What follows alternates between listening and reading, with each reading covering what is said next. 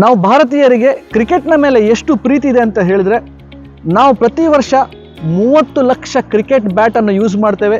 ಈ 30 ಲಕ್ಷ ಕ್ರಿಕೆಟ್ ಬ್ಯಾಟ್ಗೋಸ್ಕರ 3 ಲಕ್ಷ ಮರ ಕಡಿತೇವೆ. ಇನ್ನು ವಿಕೆಟ್ ಬೇಲ್ಸ್ ಎಲ್ಲ ಸೇರಿಸಿದ್ರೆ 4 ಲಕ್ಷ ಮರವನ್ನು ನಾವು ಕಡಿತಾ ಇದ್ದೇವೆ.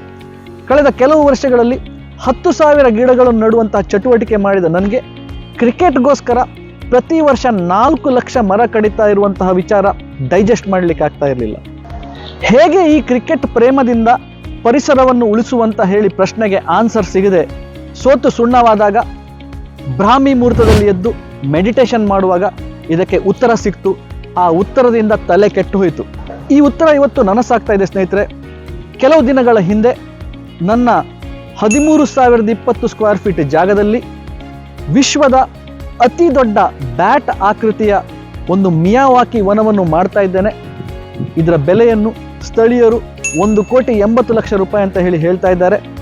ಈ ಜಾಗದಲ್ಲಿ ಮುಂದಿನ ಕೆಲವು ವರ್ಷಗಳಲ್ಲಿ 3,000 ಗಿಡ ಮರಗಳನ್ನು ನಟ್ಟು ಬೆಳೆಸಿ ಪರಿಸರವನ್ನು ಸಂರಕ್ಷಣೆ ಮಾಡುವಂತಹ ಒಂದು ಚಟುವಟಿಕೆ ಆಗ್ತಾ ಇದೆ.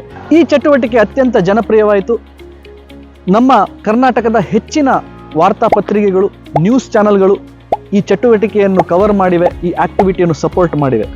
ಈ ವಿಚಾರ ನಾನು ನಿಮ್ಮೊಂದಿಗೆ ಯಾಕೆ ಹೇಳ್ಕೊಳ್ತಾ ಇದ್ದೇನೆ ಅಂತ ಹೇಳಿದ್ರೆ ಸ್ನೇಹಿತರೆ, ನಿಮ್ಮ ನಂತರ ಅತ್ಯಾಕರ್ಷಕ ದೊಡ್ಡ ಕನಸುಗಳಿರ್ಬೋದು ಮತ್ತು ಅದನ್ನು ತಾವು ಅಸಾಧ್ಯ ಅಂತ ಹೇಳಿ ನಾನಾ ಕಾರಣಗಳಿಂದ ಕೊಂದು ಹಾಕ್ತಲೂ ಇರ್ಬೋದು.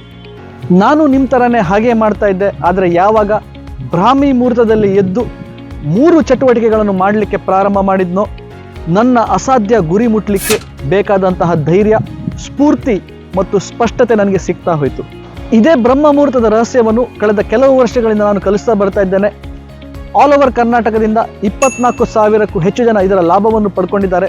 ಇದನ್ನು ಇಂಪ್ಲಿಮೆಂಟ್ ಮಾಡಿದಂತಹ ಬಹಳಷ್ಟು ಜನರ ಜೀವನದಲ್ಲಿ ಮಿರಾಕಲ್ಗಳು ಆಗಿವೆ.